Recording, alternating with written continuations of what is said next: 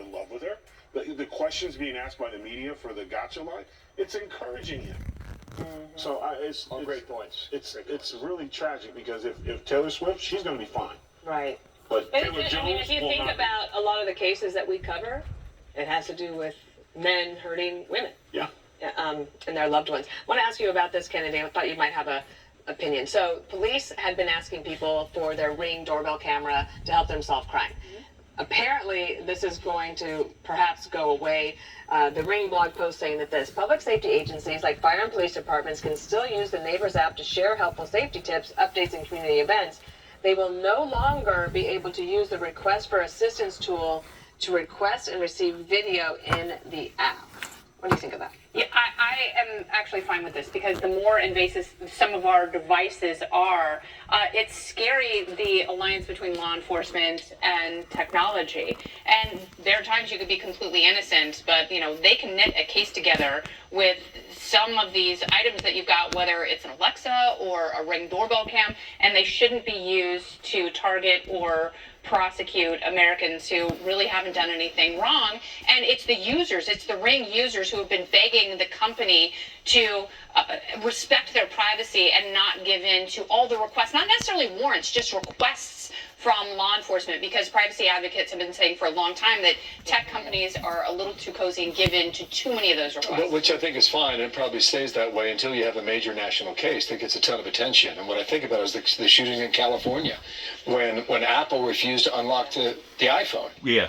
And there was information on there that could have helped a federal investigation regarding terrorists in America. I agree with Kennedy in spirit, but at the same time, I think we're living in a time where law enforcement is handcuffed in every other situation, and a lot of times these videos of people attempting to do harm or trying to do harm that are caught on these kids, also fraud, people who are dishonest. So selling your information to someone who's trying to use your algorithm, I think is complete BS. But law enforcement using that tool to help arrest criminals and people who are doing, I have no issue with that, because if you're not doing dirt in front of your house, it shouldn't be an issue. But you also if you're shady and you're cheating on your husband while he's at work or whatever, and the police get the ring, then that's bad too. But at the same time, we got to give the police some tools. Yeah. Good sober discussion. Thank you. Nice to see you again. All right. Donald Trump's defamation trial in New York City set to resume. He is back in court today. Will the former president take the stand? We're watching that for news. Plus, a high-stakes interview on the Hill. Another former associate of Hunter Biden going behind closed doors with House impeachment investigators. What will he say now?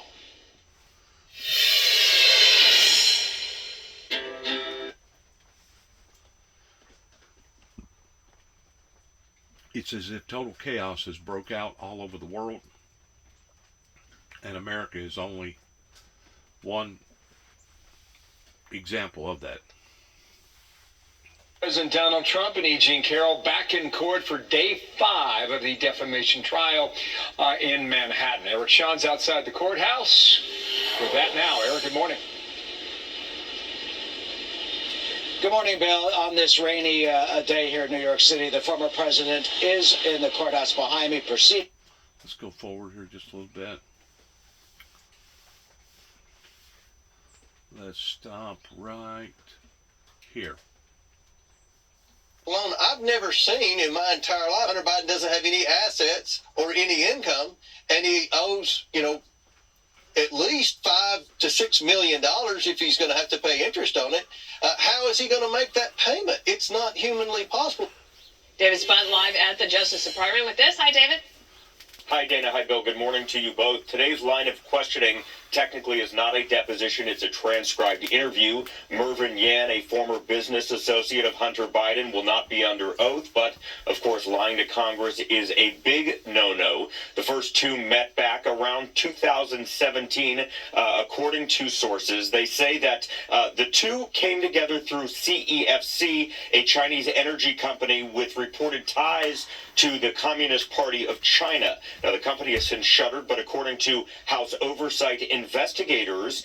Mervyn Yan will be asked about questions about money that came from CEFC and through various companies. Allegedly, that money made its way to Joe Biden, about $40,000. It was a payment listed as a loan repayment from the president's sister-in-law, Sarah Biden. Now, Oversight Chairman James Comer says the origin of that money, going far back, originates with a company that benefited from CEFC, which in turn, as I mentioned, benefited from the Chinese Communist government. This is just one of many impeachment-related interviews. Hollywood entertainment lawyer, you saw him, Kevin Morris, before the committee last week. He loaned Hunter more than $4 million, a large chunk paid off Hunter's taxes. Now, Hunter is still heading toward trial for federal tax crimes in June in Los Angeles for failing to pay in a timely manner, even though he eventually paid back his taxes with help, at least $1.4 million in taxes. Tomorrow on Capitol Hill, another behind-the-scenes, closed-door interview,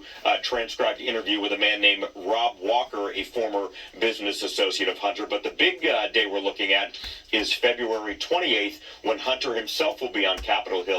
Behind closed doors, he will be under oath for a deposition, and that transcript will be released soon after. Back to you. All right, David Spunt at the Justice Department. Thank you. Thank you, David. President Biden in Texas now locked in a standoff over the mounting migrant crisis there. The Lone Star State bolstering its razor wire fence along the border and the park there that's fueling the latest dispute.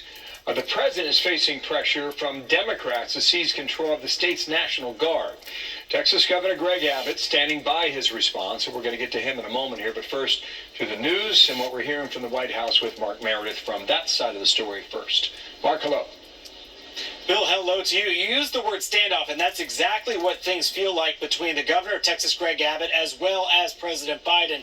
The governor says he's taking steps to secure the border because he believes the president has failed to do so. The White House insists, though, that this is all about politics. Now, Governor Abbott lately has taken a lot of different steps here to try to take over some of the Border Patrol functions, installing razor wire in certain sectors. The move has drawn outrage from the White House, but one person who is a fan of all this, the Speaker of the House, he posted this overnight, writing, "I stand with Governor Abbott. The House will do everything in its power to back him up." The next step, holding Secretary Mayorkas accountable. This week, the Supreme Court, in a 5-4 ruling, decided the Border Patrol can tear down razor wire installed by Texas law enforcement officials on the border. The White House has been calling the wiring a stunt. It says it's more focused on working with Congress to get more resources to the border. What I can speak to is what we're trying to do on the policy side and the funding side to make sure that we, the Border Patrol, the law enforcement on the ground, have what they need. For months now, a bipartisan group of senators have been working to come up with a sweeping border security bill. The White House says it's engaged with those lawmakers to try and get something accomplished sooner rather than later. But overnight, first reported by Punchbowl News, there's reports that Senate Minority Leader Mitch McConnell believes a border deal may never get out of Congress because it's an election year, also a signature issue of former President Trump. McConnell has not made those comments publicly, though there's going to be a lot of questions about whether or not a border security bill can actually be accomplished, or if Republicans think it needs to be split off from any potential national security bill tied to Ukraine funding. That's been the big debate. But make no doubt about it, Bill, there's a lot of focus about what the governor of Texas is doing and what he's about to say in your interview moments from now. Mark, I was just going to jump in here and ask you about the White House's plans today for a briefing. I imagine that this is going to be a big topic.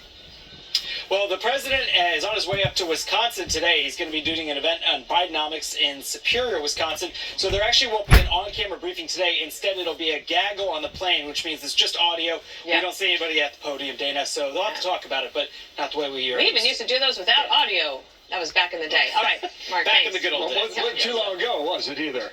This is the section of Texas in play here, okay? You got El Paso way up here. You got Corpus Christi and Galveston to the southeast.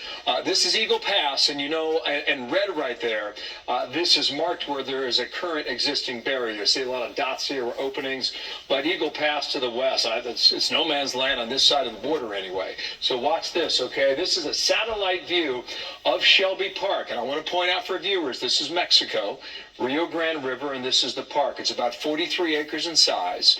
If you were to blow it up, you see a little baseball field here and a parking lot. This has been the staging area for about 3 years now for the state of Texas, for those who cross from Mexico into this area of Texas. Now that's 43 acres, okay? But this is a Del Rio sector that contains Shelby Park. That's 55,000 acres, okay? Apprehensions, 4,100, okay? That's just in 7 days' time. Your gotaways, more than 500. Of them, 26 criminals they find, the smuggling cases. This is happening every week and just going on and on. Jim, let's slide back over here. And now you've got, the Biden administration has taken its position, and the state of Texas has fought back consistently, and they've lost a lot of these so far. But it appears right now that the rubber's about to meet the road for all this. Yeah, and as it continues going up, and on the merits of the case, it does look like Texas could be in a strong position. Joining us now is the governor of Texas, and great to have you here with us, sir. Can you explain, what did you decide was the breaking point for you to take the steps that you did? And maybe also just back up and let people know, what are you saying about the compact between the federal government and the state of Texas today? Compact. So it was the states that created the United States, and when the states voted to create the United States and have a constitution, included in that agreement was the compact that the federal government would take care of the states. And Article 4, Section 4 of the Constitution speaks to that and says that if the federal government does not take care of the states, then the states are in danger, we can ask the federal government to live up to its obligation. Then the authors of the Constitution knew there would be times when the federal government would not live up to its duty. And so they empowered states in Article 1, Section 10, the right of self-defense.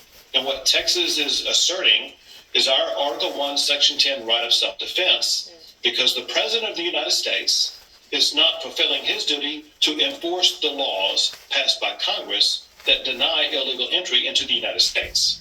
Governor, will you instruct your officers to physically prevent federal officers from accessing that part of the border? So what Texas is doing is just very simple. And that is because the Biden administration has really, truly abdicated its responsibility to secure the border and enforce the laws. Texas very simply is securing the border. And so we put up the razor wire that you were talking about, Bill, and we put up all these barricades that actually have denied illegal entry. And as you pointed out also on that screen, that there are criminals coming across our border. Texas has a right as a state to stop criminals from coming into our state, to make arrests of those criminals. And we have National Guard as well as Texas Department of Public Safety officers who are there to make those arrests and to deny illegal entry. And Joe Biden actually does have an option here. Joe Biden's option is to enforce the laws of the United States and stop this illegal entry. Doesn't look like they're going to do that. Listen to Corinne Jean-Pierre. This is what she said about you yesterday. It's unfortunate that there is a governor in Texas, Governor Abbott, who has politicized this issue of what's happening on the border. And it's not making people's lives safer. It's actually making it harder for law enforcement at the border to do their job. She just said that this morning. How do you respond? Well, obviously, it's a very uninformed comment on her part. There's really only one person in America not doing their job, and that's the President of the United States, who's not enforcing immigration laws. Also, as she has already been called out, and the President and other Democrats and media, they have cast a false narrative about some people dying on the border that apparently Texas denied Border Patrol access to. That's been completely debunked. The only thing that the spokesperson for Biden can do is to cast aspersions and lies, hoping that people will believe them. Because the truth of the matter is, what Texas is doing is what Americans expect to be done. Americans expect the border to be secured. Because Joe Biden has abandoned that responsibility, Texas is stepping up and doing it with all that razor wire that you're showing right now. And you've committed to putting up more razor wire, where the U.S. Supreme Court just a few days ago said that the feds are allowed to cut through the wire that you've been watching yourself for a couple of years now. And just to go back to your first answer that you mentioned there, this was your statement yesterday. The federal government has broken the compact between the United States and the states. The executive branch of the United States has a constitutional duty to enforce federal laws protecting states, including immigration laws on the books right now. So if you lost this week at the U.S. Supreme Court, does this now go back there? And how would you expect to win a second time around? Sure. One quick point of clarification. Something, Bill, you just said that everybody's saying, and that is that the Supreme Court, you said the Supreme Court said what Texas cannot do. If you look at what the Supreme Court actually issued, they didn't write any type of opinion. All they did was to vacate a Fifth Circuit Court of Appeals order and to send it back to the Fifth Circuit Court of Appeals. It's 2 sentences. There was no opinion about anything about razor wire or what Texas is doing or anything like that.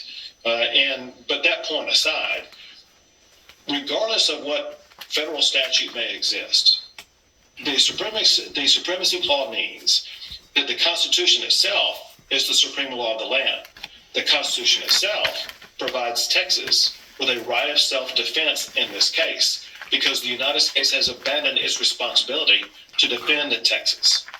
So if you could get this case on the merits to the Supreme Court, you could win.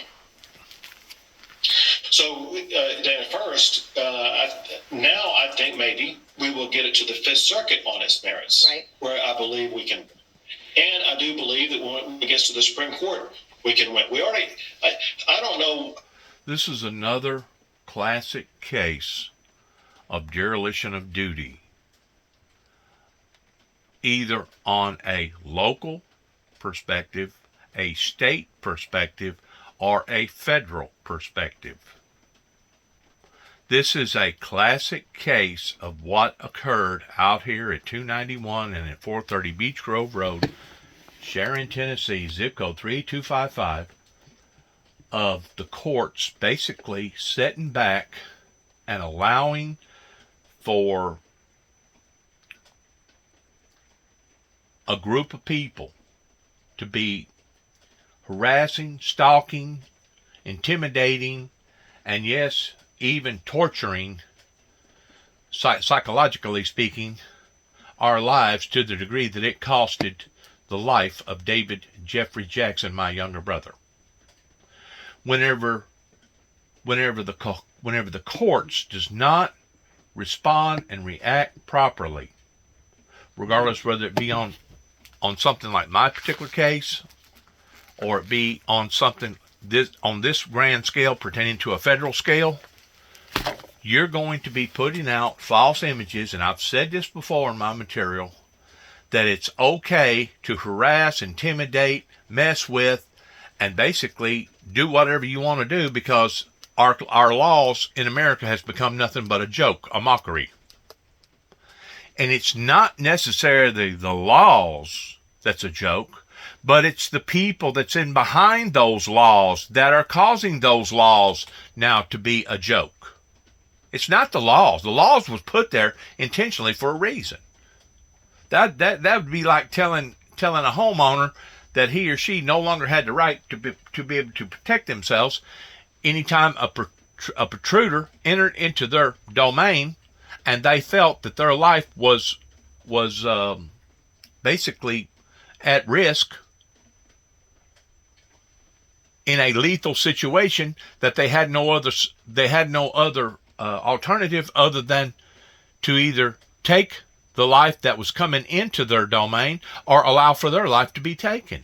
It's some of the craziest, complex, distorted, perverted stuff that I think that I've ever heard in the 21st century, and I guarantee you our ancestors, especially if you go all the way back to the early 1800s, after the Revolutionary War, that even David Crockett, less than 10 miles from here, was one of his last remaining stands of his mother living in a cabin over here in Rutherford, Tennessee. People like that right now are rolling around in their graves and they're wondering what the hell has happened to the American stance whenever it comes to them protecting their own people. This has been going on now for quite some time, that even Donald J. Trump tried to bring to the limelight, and he did bring it to the limelight. But like this governor's talking about, whenever Biden got on the bandwagon, now all of a sudden rather than them building walls, they're tearing them down. They've got millions and millions of dollars worth of material over there that basically are just sitting over there rusting right now that ain't doing nothing. It ain't helping nobody. After the taxpayers has already paid to have that material built and put over there so that it could be erected and put up to help the problem. I said back whenever this finally got into the limelight, in which it should have gotten the limelight 10 years ago, but thank God somebody like Donald J. Trump finally put it in the limelight. I said that what they needed to do was kill two birds with one stone. They needed to basically tame the Rio Grande River by putting dams that can create electricity on the water. I don't know how much property that would engulf on both sides, probably going all the way up into, I don't know, Minnesota or somewhere, wherever it starts at up there. I don't think it comes off the Mississippi River, but it might, because that's so far out west over there. But the thing about it is, if you widen that body of water, kind of like what Tennessee did, the TVA basically was given license in the 1920s to basically tame the Tennessee River, because there was at times the Tennessee River got so low that you could literally walk across it and it barely being knee high.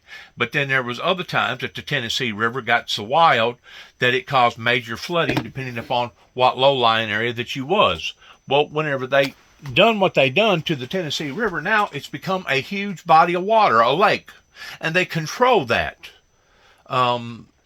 The Corps of Engineers and various people that's in control of that stuff, as well as TVA, they control the water level in that river to keep it at a certain plane, a floodplain. And they know where that floodplain is, and TVA is in control of that floodplain. Anybody that's got any sense is not going to attempt to cross the Tennessee River swimming it at any given time on any point unless they are a professional swimmer. And even then, I don't know that it would be, I guess it would be possible, for some people to swim 4, 5, 6 hours at a time. I wouldn't attempt to do it. It would almost be like trying to swim across the Mississippi River.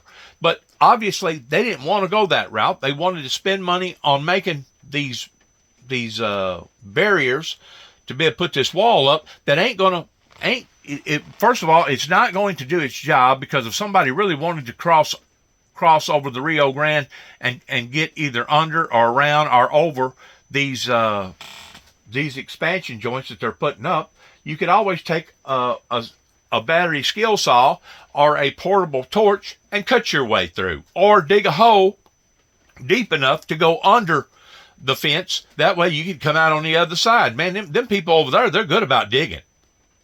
You got underground caves over there everywhere where they transport drugs from one side to the other. I don't know what drug dealer that it was, but I think he dug some sort of underground cave, something like 5-7 miles long.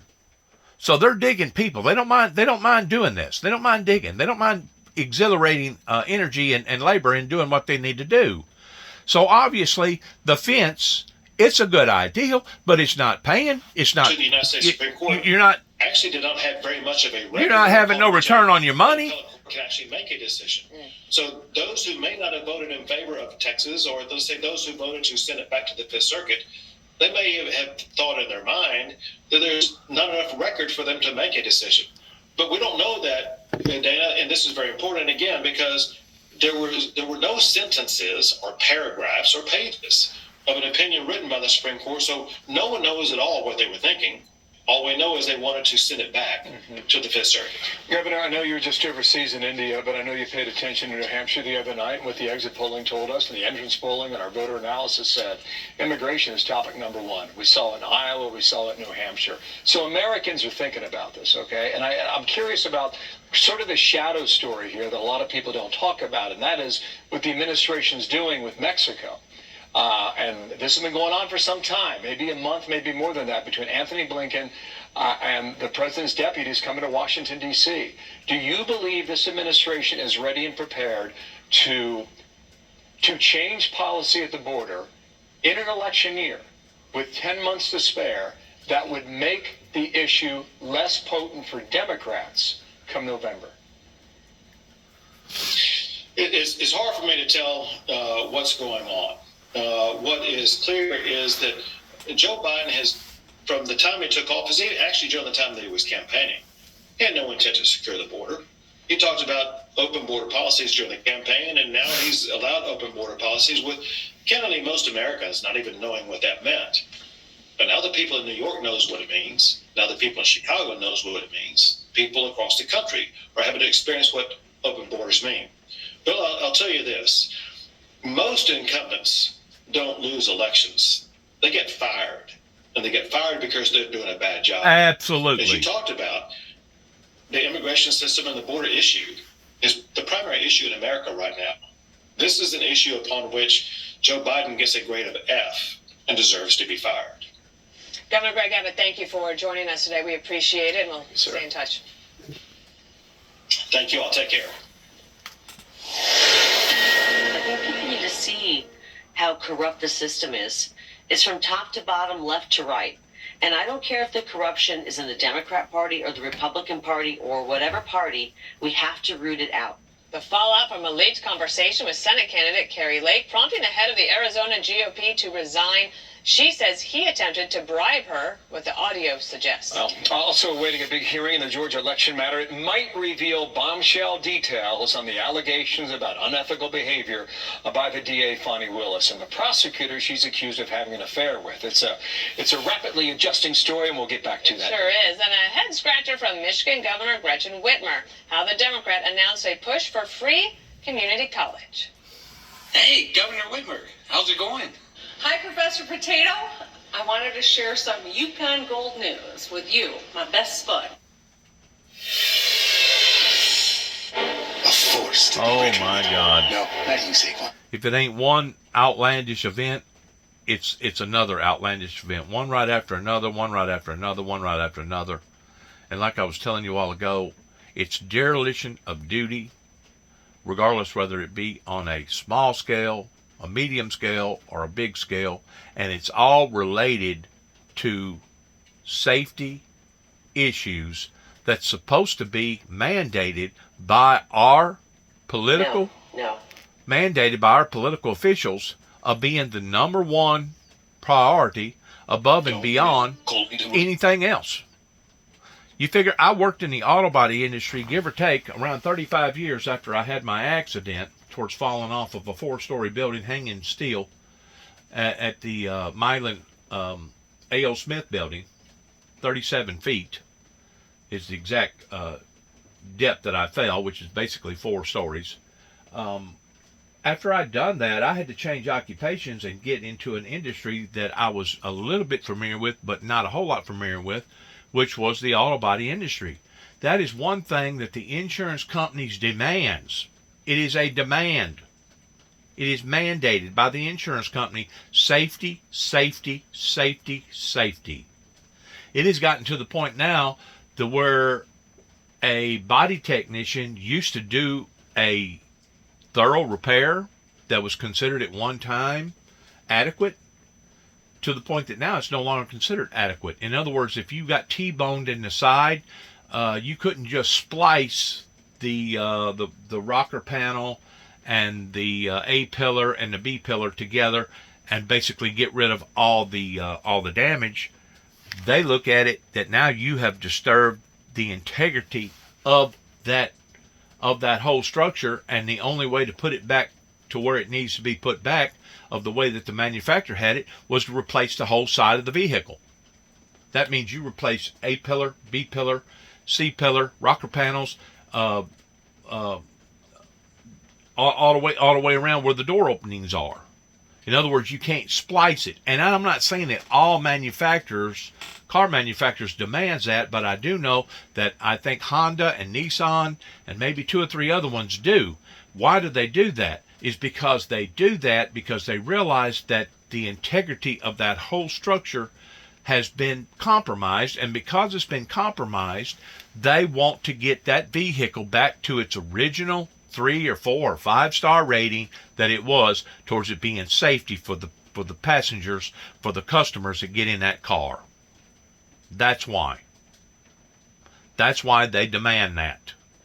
It's because they're trying to steer away from lawsuits and save lives.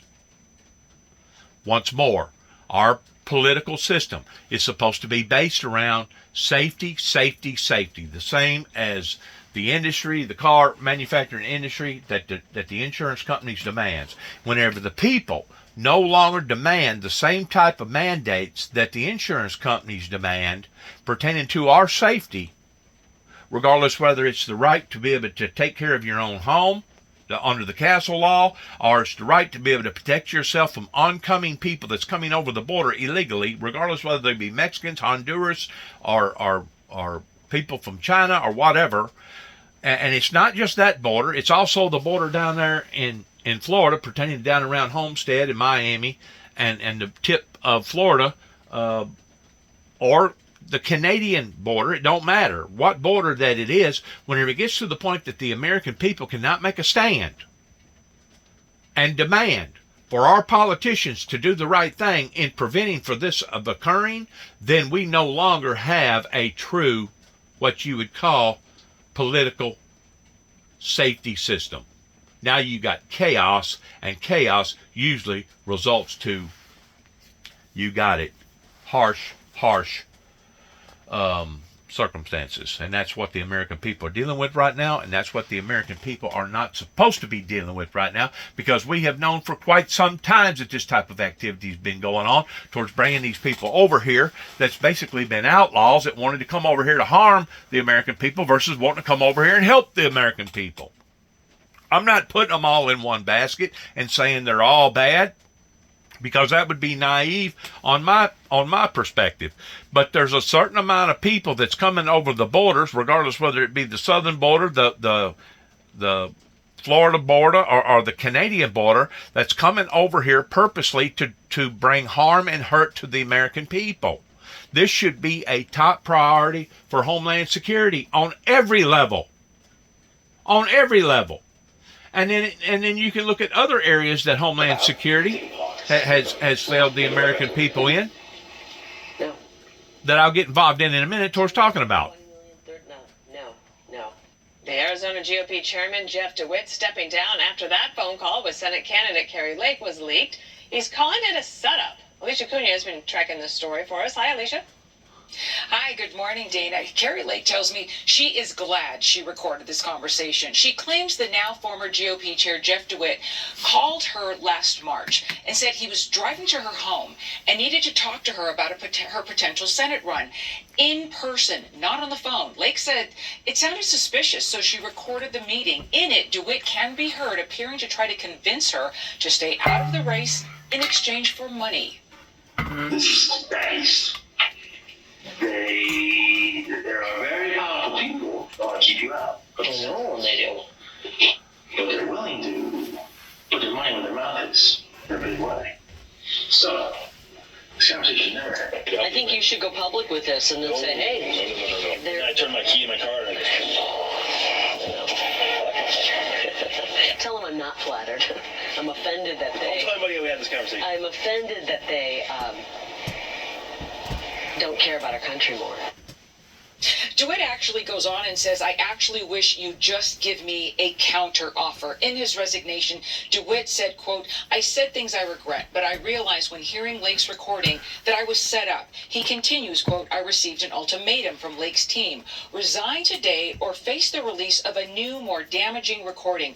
I am truly unsure of its contents, but considering our numerous past open conversations as friends, I have decided not to take the risk. Now, last night, Lake criticized members of the media, focusing on why she recorded rather than what. Okay, so that's the focus of this? Why did you record it? How about the fact that a powerful political figure is trying to take and bribe somebody who is an incredible candidate who inspires the people and bribe them to stay out of politics. Lakes Camp denies DeWitt's accusations that they tried to blackmail DeWitt into resigning. Dana. All right, Alicia Acuna, what a story. Thank you. Yeah. We both agree that every Michigander deserves an opportunity to go to college without frying their bank account. Absolutely. A higher education helps you learn more skills, pursue your passions, and even plant your roots right here in Michigan. But for too many, college is financially out of reach. That's why I'm so excited to announce an appealing plan. Well, at least we were watching. That's the pitch for free community college from the Michigan governor, Democrat Gretchen Whitmer, in a strange new video that features Professor Potato Head. Meanwhile, a new book claims that President Biden preferred Whitmer to be his running mate back in 2020. We bring in the Jessicas on a Thursday morning. Jessica Anderson, President of Sentinel Action Fund. Jessica Tarloff, co-host of The Five. Good morning, both of you. Welcome back to New York. Welcome back to be to with you. you in New Hampshire. Yes.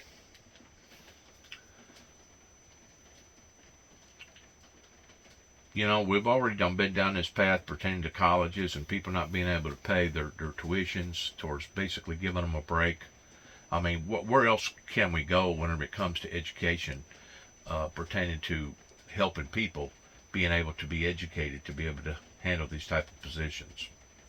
I mean, I don't know. It's to me, it's outlandish. Wire. Here's Governor Abbott. Because the Biden administration has really, truly abdicated its responsibility to secure the border and enforce the laws, Texas very simply is securing the border. Texas has a right as a state to stop criminals from coming into our state. Joe Biden's option is to enforce the laws of the United States and stop this illegal entry. What Texas is doing is what Americans expect to be done. And we have the latest numbers on the gotaways. Those are people who sneak into our nation without any of the cameras or detention or detection systems seeing or being able to capture them. Border Patrol told Fox News there have now been 96,000 gotaways just since October. And do the math on that, that's 800 criminals per day. They're criminals because they're breaking into the country. Right. The White House in a back and forth with Fox. It doesn't seem like there's a lot of fire in his belly, John, to stop people from entering. It seems that he's okay with the opposite. I don't think he's lacking any sense of urgency about the need for border security at all. You say there's no lack of urgency. He's been president for 3 years. He has taken some executive actions, but there's a limit to what executive action can do, and we really need support from Congress. Do we have a southern border? Do we have a what? Do we have a southern border? Yes, ma'am. Of course we do. Then how come people can flow across it every single day? We're working very hard to try to fix that, Martha. That's why we need congressional action. That's why the president asked for additional funding. Critics say President Biden and his Homeland Secretary could end the crisis without passing any new laws. House Republicans now have scheduled a vote to impeach Homeland Secretary Alejandro Mayorkas next week. Peter Ducey, live outside the White House. Peter. Harris, roughly 800 border crossers got away yesterday. 800 more will get away today. 800 more will get away tomorrow. There is no known plan for them from an administration that already has a years-long backlog to adjudicate the border crossers they do catch. Does President Biden want to locate these folks who have disappeared into this country to parts unknown? So here's what I will say is that the president, one of the reasons that the president is having these negotiation procedures or process with the Senate, with both Republicans and Democrats, as I've said many times before, is because we want to deal with what's going on at the border. It's going nowhere. House Speaker Mike Johnson says, I stand with Governor Abbott. The House will do everything in its power to back him up. The next step, holding Secretary Mayorkas accountable. Abbott appears to be daring the federal government to continue suing him. Remember, it's only been a couple days since the administration beat him in court, giving them the new ability to cut razor wire in emergencies.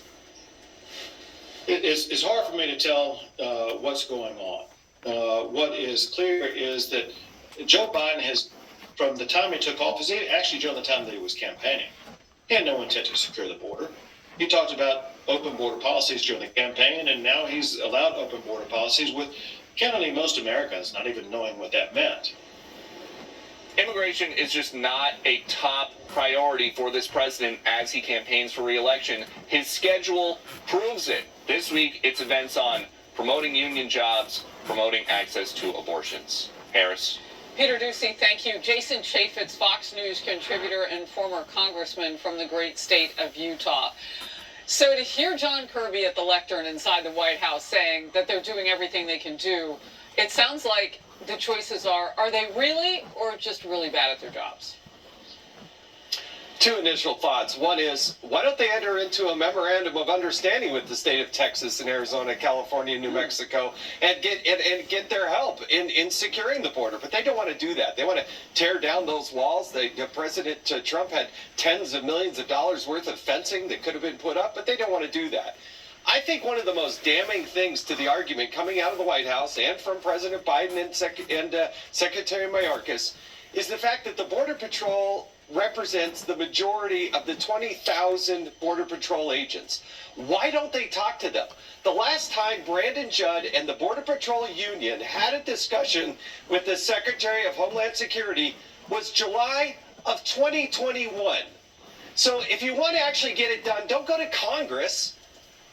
Congress already has the rules on the book.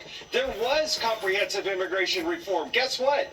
The administration is not locking down the border. There you go. The president today is going out to talk about union jobs. Why not talk to the union workers that are there as Border Patrol agents and lock down the border? Do what they say. It doesn't require more money.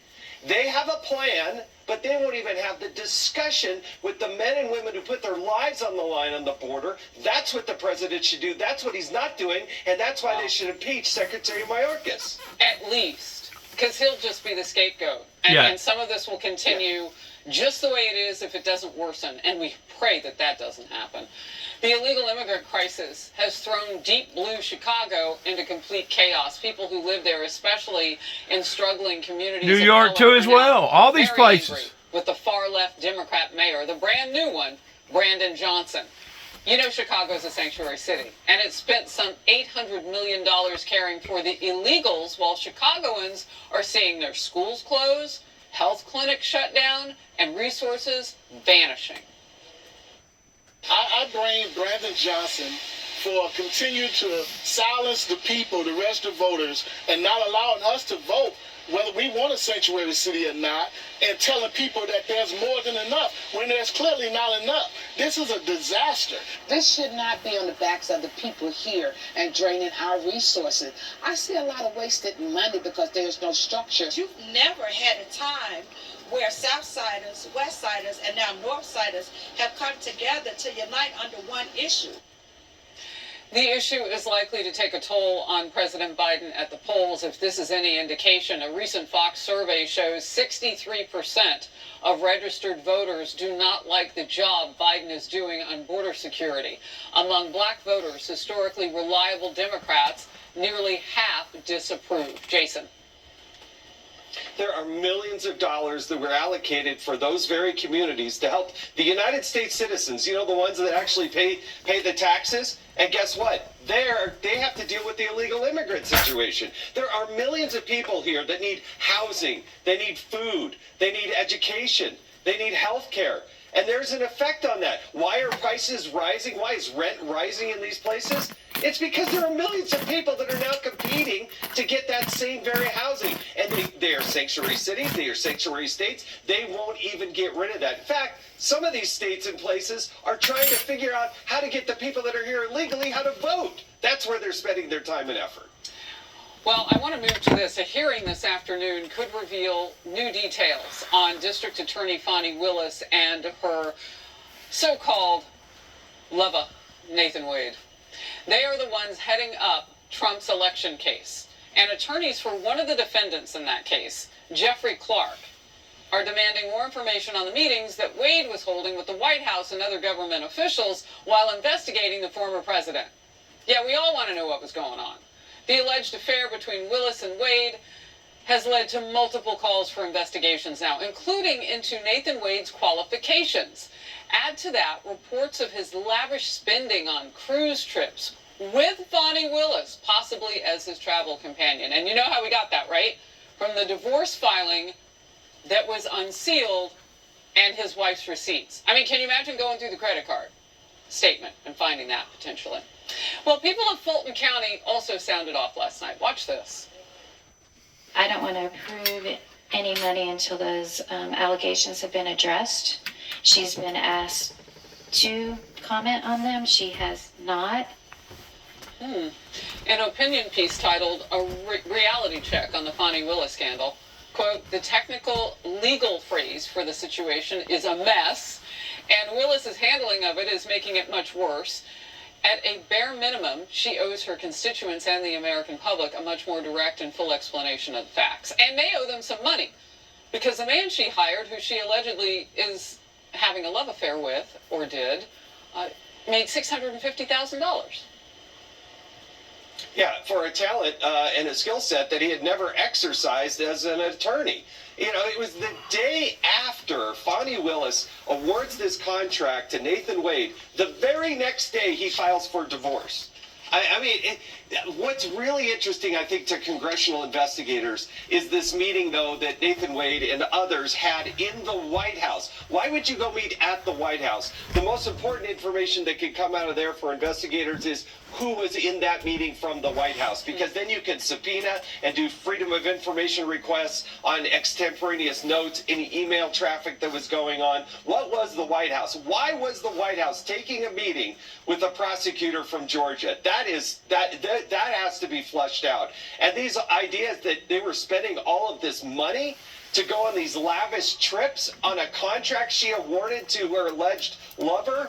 I mean, there is a lot that still needs to be uncovered here. Well, and, you know, just wonder how much we would have even known had Jocelyn Wade not wanted to press with that divorce filing. It popped open unsealed, and we're learning new stuff every day. I mean, that's where the receipts are coming from.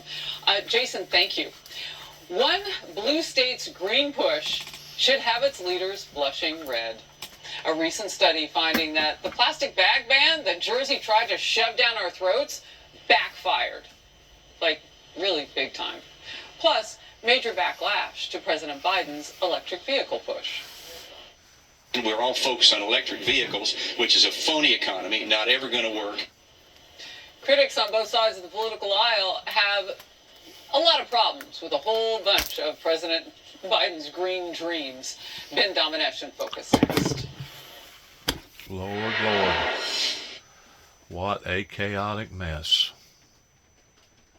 If it, like I told you a while ago, if it ain't one humongous big calamity, it's something else. It just goes on and on and on. And to be quite honest with you, I think personally the American people are fed up with this. And if we don't get the right people in office, but I won't let that happen, that can fix these problems, that obviously various politicians has been a part of either allowing or them themselves making, we're doomed. We're doomed as a unit, as a team. We are doomed pertaining to a broken system. That was the primary whole reason why my brother and I, in 2014, started building on this building, and put up, one of the first things that we put up was a sign, and put up a cross leaning over to its side, indicating the broken system. Because the cross, if you get to looking at the cross going all the way to the Roman Empire era, the cross was used as the same product as a justifiable means of being able to maintain law and order. In other words, the cross at that time was the same thing today as the electric chair are doing injection towards putting somebody to sleep indefinitely. That's what the cross was during the time that Jesus hung on the cross 2,000 years ago. It was a form of a tool to be used in the sense that if you get out here and you commit malice crimes, you got that now to look forward to. That was part of the system then. Today, we still have the same system towards punishing lawbreakers, criminals, but they're not actually punishing them. So if they're not actually punishing the people that's committing the crimes, what good is the laws if you don't have people that's going to enforce those laws and actually do what they're supposed to do? When you have a system that is no longer participating in the well-being of the benefit of the means of the many outweigh the means of the few, then you have a broken system, indicating a broken cross. That was the reason why David Jeffrey Jackson and Dennis James Jackson put up the cross and put it sideways out here on the building pertaining to the St. Del's Recovery Shelter. These people didn't want that. They didn't want to hear about the broken cross. They didn't want to hear about their inadequacies. And because of it, they attacked us. And they attacked us to the degree of killing my brother. That one day somebody's going to give an account for around here. Because it wasn't just one or two families. It was like a dozen families that the courts up in Weakley County, under the administration of Mike Wilson, was fully aware of what was happening down here. There's too many eyes and ears, and there's too many people that's got too many communication devices in knowing just exactly what was happening. And every time the Weakley County, Dresden Sheriff's Department was contacted out here to come out here and address the problem, they always come to this property or to the property above me that's connecting with this property. It wasn't like that we was going out of our way and deliberately agitating and aggravating people's lives around here. It wasn't like that I was going out here and passing out material like I started out back 30 plus years ago, trying to warn these people and tell these people what was going to occur. I wasn't even doing that. All I was doing was basically trying to hold my own, to the point that it got to the degree after my brother died of basically digging in. Dig in, and whatever happens to them is going to happen to them, because obviously this is what they want. I'm not saying it's the minority or the majority that's what they want, but because you got so many stagnated issues and you got so many people that's not willing to stand up to do the right thing, you basically have turmoil, and in the process of the turmoil, it's causing our younger generation to basically diminish. There's more children from the age of 8 to about 22 that either commit suicide or get killed because of gun violence than there are any other substance out there pertaining to our youth. We're losing our youth. Well, if we're losing our youth, we are losing our future to our great nation. Because it's only the youth that's going to pick up where we left off after we're all dead and gone. Well, if you don't have the youth and we're still dying off, guess what's going to happen to the country? You got it. It ceased to exist. We supercharged advanced manufacturing, including electric vehicles made by union workers in America. China's determined to dominate that market with EV predominantly made in China and Chinese jobs. The previous administration was content to sit on the sidelines and let China take all these jobs. But I won't let that happen.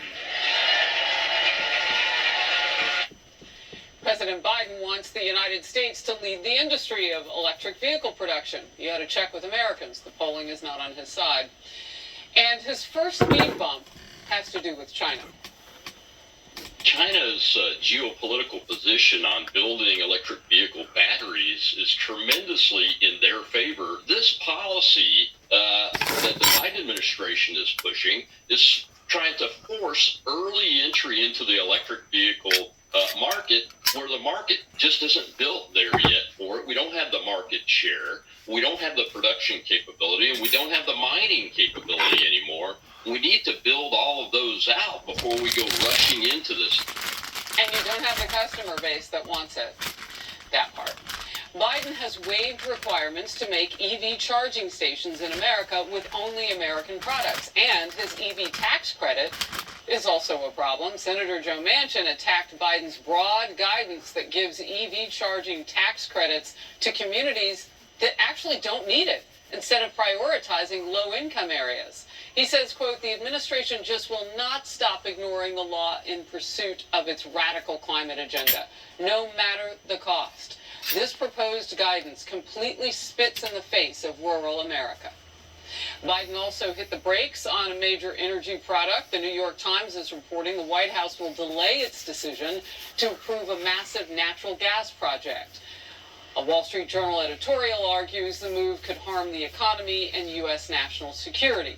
Ben Domenech, Fox News contributor, editor-at-large of The Spectator. I'm starting to think that the White House is not gifted at green things. Look, Harris, I think that one of the things that we have to understand about this agenda is that it's not actually motivated by what's in the best interest of America or American consumers. Look, if American consumers want to purchase electric vehicles, if there is that demand that's there, of course it should be something that they're able to do. But this is a situation where the Biden administration is really putting the levers to what's going on within a marketplace in a way that benefits China and doesn't actually stand to benefit America. Despite what the president was saying there, he actually has gone down this road in ways that have raised all sorts of different concerns, not just the ones that Joe Manchin raised, which go back to the deal that he struck with the White House back a couple of years ago, one that is increasingly frustrating for him. But it also goes back to, I think, this just complete opposition to using American resources the way that they ought to be used. The environmental lobby and other forces here are having an effect that makes America not use the resources that are under our own feet, and instead, pulling cobalt from the other side of the world, enabling the kind of expansion in China of this industry. That's all something that goes against our interests as a country, and it's one of the reasons why we need to get back to an energy policy that puts America's interest first. Well, China's loving it, and it is rather confusing why the White House wants to make China love anything. Critics are going after World Economic Forum elites for railing about, hold on a second, the climate dangers of coffee. Basically, the coffee that we all drink emits between 15 and 20 tons of CO2 per ton of coffee. So we should all know that this is every time we drink coffee, we are basically putting CO2 into the atmosphere. Social media here, and now they're coming for your coffee. And you need to stop drinking coffee so a Swiss banker can fly another 4 miles in his private jet. But hands off our coffee. Ben. I take this personally as a former Starbucks barista back in the day. I just don't understand why they're coming and attacking my culture, which it does include coffee on a daily basis. I think that this is completely bonkers, but it's just the kind of thing that we've gotten used to hearing from these same people, these elites who want to be able to jet around the world and think that you should be able you should be the one who has to pay for that privilege on their end. It's something that is absolutely offensive, but it runs through all the different attitudes of the elite left in this moment. They want to be able to look down on people around the world, demand things of them, order them to do things, order them to live differently, so that they can sit back and feel self-satisfied about the great achievement that they've done without altering any of their own behavior. Well, and apparently they don't care who they hurt. I mean, the world's top two, You Brazil got it. and Vietnam, for coffee growth and production. Don't they care about those people? I would hope that they would. That would greatly impact their economies if they convince people to stop drinking coffee. Although you can't convince me that they don't serve it on the private jets. We'll move on. A new study, a new study found that New Jersey, that's, full disclosure, my cobalt blue home state, that our plastic shopping bag ban there is backfiring in a big way. Well, we told you. Researchers found that after the ban that went into place in 2020, a nearly 3 times increase in plastic consumption by consumers. Yeah, we hoarded plastic bags as a state. And then they make the disposable bags of plastic, and we hoard those too. An opinion piece with this headline: New Jersey's plastic bag ban, still stupid after all these years. And comedian Joe Piscopo with this. It's so typical of the Garden State. That new kind of plastic bag that they have, you use twice as much plastic than before. And all of us end up, forgive me, I'm not supposed to say this, we throw out the bags because they just clutter the house. A big fail. All right, so we're not all keeping them in the back of our cars. He's throwing his out. What? I mean, did they even market test this idea? Look, these bag bans have been so stupid, and it's of a piece with the plastic straw bans. It's everything else that they do. They use these little things to try to indicate that they've done something. It's the don't just stand there, do something problem that the left always engages in. But they don't actually address the real problems involved. They're just designed to punish you or make you engage in something that's more like a religious indulgence as opposed to actually changing anything for the better. And obviously, when it comes to these reusable bags and things like that, there's all sorts of outcomes that are related to them that we know from real studies and evidence, can actually affect the food that you're carrying within them. One of the reasons to have plastic bags is so that you don't have those types of effects of, the germs and other things that are left over from previous use. Yeah, the contamination factor. And as Joe Piscopo pointed out, he's not a scientist, but he probably read the label on them. Most of them are made out of plastic, the reusable ones that they're giving us. All right. Ohio now officially is the latest state to ban gender-affirming treatments for minors. And the Republican-controlled state Senate voted to override the governor's veto of that bill. It also looks at transgender girls and keeps them from participating in female sports teams at both the K-12 and collegiate levels. Ohio is now one of 22 states to put restrictions on trans treatments for surgeries for children. Ben. Well, look, the decision by Governor DeWine to veto this originally, I think, was really wrong-headed, and it's of a piece with the decisions that a number of other Republican governors have made at various points, including, by the way, potential vice presidential choice, Kristi Noem, that riled up a lot of people who want to see their girls protected. And I understand that there's a position within the Republican cohort that says we don't want to do anything that's going to mess around in this area and prevent businesses from coming into our areas or NCAA tournaments from coming into our state. But there are more important things that are going on, especially when it comes to the ability and protecting the rights of parents to raise their children according to their own biological gender. And the protections that are involved in this bill that the Ohio Senate passed, overwhelming the governor's veto, I think are incredibly important. I think that the people in the future are going to look back on this as being something that was completely wrong-headed, and I'm glad that there are some state senators out there with their heads screwed on straight on. You and I saw each other in the parking lot in New Hampshire, and after talking to all those voters, you know that this is an issue for voters, and it's about parental consent and power in their own households with their own kids, which you just said. Ben, thank you so very much. Yet another state is now looking to keep President Trump off the 2024 ballot, and critics are ready for it. Plus, voters say border security is a top election issue. We learned that from Iowa, right? And that's reflective of across the nation now. Republican lawmakers are ripping a big part of a proposed border security bill to shreds. Without this stinking pile of crap bill, Donald Trump got the numbers down to here. Joe Biden deliberately took the numbers up to here. Oh, look at this. Missouri Senator Josh Hawley is in focus next, and he'll take us above and beyond to here. Lord, how much more chaotic can it become over everything? Over everything. It's sickening. It really is. It's very, very depressing. These decisions in Maine and Colorado are upheld, I would just say be careful what you wish for, because the potential for abuse is so obvious. We need decisions to be made by judicial bodies following the rule of law with due process. Potential for abuse? Why can't we just already say that the abuse is happening? Missouri Senator Josh Hawley on the Judiciary Committee, also on the Homeland Security and Governmental Affairs, Energy, Natural Resources, and Small Business and Entrepreneurship Committees. The busiest man on Capitol Hill today. Let's just break this down. If you're trying to keep a former president off the ballot, how is it not political? He hasn't been charged, convicted of anything that they are charging him with.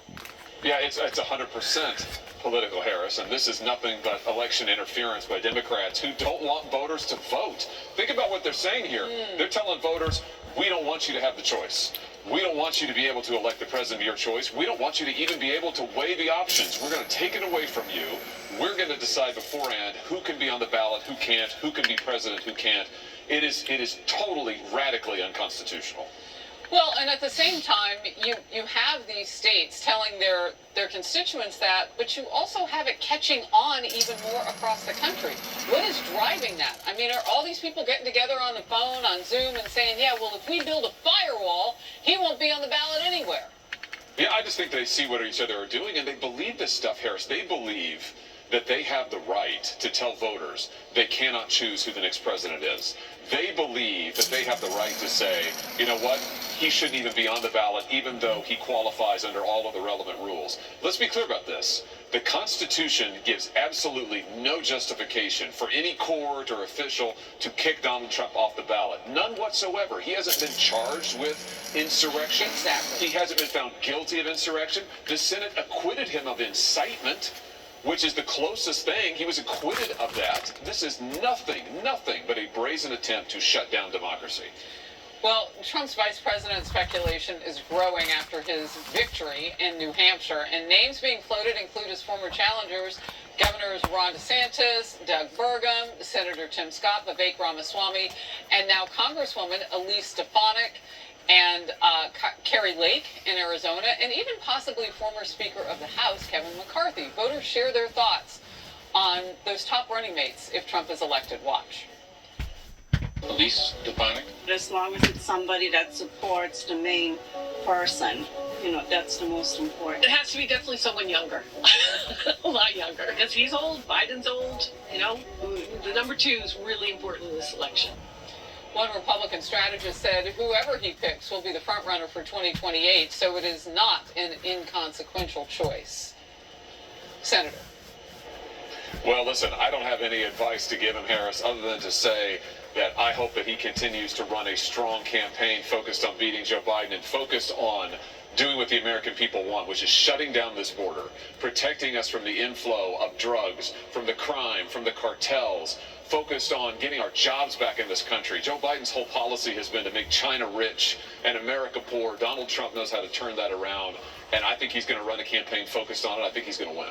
So it's interesting. A little while ago, I doubt that you were able to watch because you're working on all those committees, but we were talking about another way that the Biden administration's policies are going to make China rich, and that is the EVs and the batteries that go in them, so on and so forth. And that's a big push from the current president this week. Okay, you were just talking about this. Republican senators working now, as I understand, on a border bill. And they're angry over a possible provision of it. It would allow 5,000 illegal immigrant encounters per day before a Title 42 type policy would even go into effect. Here's a bit of reaction yesterday. This supplemental bill is a kamikaze plane in a box canyon with no exit, headed for a train wreck. This bill is not designed to fix the problem. We're hopefully going to have a new president. When we get a new Republican president, we should make sure we don't pass a bill that's going to impact their ability to secure the border. Part of my problem with the 4,000 threshold that's discretionary, and then the 5,000 that's mandatory shutting down the border. And my first question on that is, well, how are you going to do that? The Congressional Budget Office reported a record 860,000 gotaways last fiscal year. And yesterday, you, Senator, sent a letter to DHS Secretary Alejandro Mayorkas, quoting, "The numbers tell the tale. You have utterly failed to secure the southern border." Senator. Well, not only have they failed, Harris, this is their plan. They want the border open. Joe Biden now all of a sudden acts like he's just discovered there's a border problem. He created it. He wants this border open because this is his agenda to totally crash our immigration system. Listen, 186,000 gotaways last year. That's more than the population of St. Louis and Kansas City in my state combined. over 2 million illegal immigrants across the border while Joe Biden has been president. And I'll just say this, if he's serious about actually tackling this, he could reinstate Title 42. If the Senate wanted to do something about this, we could reinstate Title 42. We could reinstate Remain in Mexico. We could close the border. But that's not what's under discussion. All I hear about this deal, it's just a way to normalize 5,000 people coming over the border illegally every year. There's no way I'm going to vote for that. So real quickly, Governor Stitt of Oklahoma and several other governors last night were very active on social media saying that they support the state of Texas. What's happening for your governor in your state? What are you hearing? Well, I think the governors all over the country understand that every state is a border state because of Joe Biden's policies. And I'll just tell you, in the state of Missouri, we've got drugs pouring into Missouri. There's from across our southern border that are going into every school district in our state. They're coming from Mexico. They're coming across that border. And I just say Texas, I think, is right here. The Supreme Court got this wrong. And I've actually introduced legislation that would allow Texas and every other state to enforce our nation's border laws. If Biden won't do it, let the states do it. But in any event, close that border. I mean, this is an invasion by the cartels. It is deliberate, and it is literally killing people in my state. So tell me about what you have going forward and what you need to push that through. I mean, we saw 14 Republicans last week join a Republican-led resolution in the House to condemn the Biden border crisis. So what's it like inside the Senate? Well, I tell you what we need to have inside the Senate is real action. And if you want real action at the border, let the states enforce the law. Texas wants to do it. Other states want to do it. We have a president who won't. So let's make it easy. Let's just say if a state wants to enforce the federal law on the border, let's let them do it. At least Texas is willing to do it. We all need to stand with them and shut this border down and protect our people. Look, I think Governor Abbott gets it. It may be what he wants. Maybe he doesn't. He has to. Because somebody has to protect the people, the American citizens. Exactly. Senator Hawley, great to see you today. Thank you very much for being in focus. Thanks for having me. And if they're not, then why even have polls? Why even go to the voting booths? Why even have a system if the system ain't going to take care of its people? That was the whole primary reason why my brother and I put up a broken cross, because the system was broken. The system is broken. Not was, is broken. And today, we're still seeing jobs being taken from American people. We're still seeing all the illegals coming over here. We're still seeing all the drugs, all the gun violence, and etc., etc., etc. And instead of us going closer towards peace and utopia, we're actually being driven further away from it.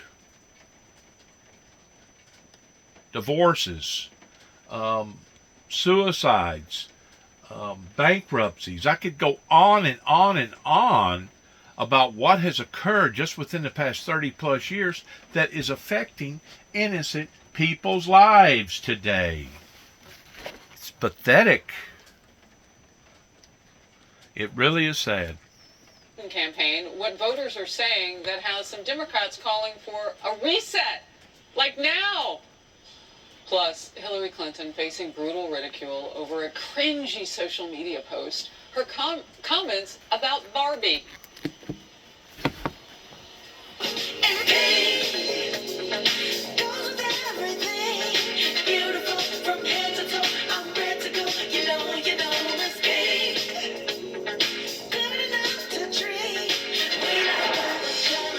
We're going to end it right there. Just going to tell my viewers, whoever does take enough time to listen to some of my social media platform remarks, I appreciate if you'd remember me in your prayers. I did go ahead and have the operation pertaining to fusing out my left ankle. I had done already basically wore out all the gristle in between the ankle bone and the leg bone, to the point that the leg bone was rubbing against the ankle bone every day. That was just causing that much more arthritis and bursitis and that much more pain, to the point that I was having to go get a cortisone shot about every 6 months. I wanted to span it out. I didn't want to get a cortisone shot no more than that. So I was basically just dealing with the pain on top of more pain upon top of more pain. And of course the pain actually evolves and goes higher in the wintertime whenever it's damp and cold and etc. So weighing out the differences between the categories of the dangers versus the lifespan of the Windmill Ministries missions, I decided to go ahead and go with the Fuser. There was talk at one time about possibly putting a foreign object into my left ankle pertaining to having an ankle replacement. Once you do that, you got to deal with the elements around you that can cause that much more even problems one way or the other. So the Fuser was basically the top pick, even though my right foot had been fused at one time. I had already made enough adjustments on the right foot to where now the right foot can now take care of the left foot pertaining to my balance and being able to walk properly. It'll probably take me a couple of years to finally get over this Fuser. It's intense. For the past 2 nights, I went through some excruciating pain pertaining to having it done. They got me on some pretty strong medications right now that I'd rather not be on, but I'm having to deal with this until it heals up enough that I won't no longer have to be on opioids and stuff like that. But I just want my people that thinks enough of me to hear or listen or watch some of my YouTube or Facebook videos to pray for me pertaining to your thoughts and your prayers, so that there will be a quick recovery and a healing in this left part of my ankle. That was an old injury that occurred in 1979 whenever I fell off a 4-story building and basically busted and broke and crushed both ankles, broke both legs, crushed 3 vertebrae, ruptured 2 discs, and broke both arms at the same time. Thank you for your time. Good luck to all of us pertaining to all the problems that not just one administration is now facing, but it looks like a multitude of administrations are facing. And I go back to the original origin of where the American people in the church world went wrong, was whenever they decided that they was going to take the things that occurred that Ronald Reagan was trying to promote at the time in regards towards the superpowers. They was going to take it and sweep it under the rug and act as if that it wasn't valid and it wasn't authentic. And now it has led to where we are today in seeing everything that is now busting open that basically is against peace and utopia and love and grace and mercy and all the other things that are taught out of the Bible. Good luck to all of us. Want to say God bless you. God bless our troops and help us all in these challenging moments.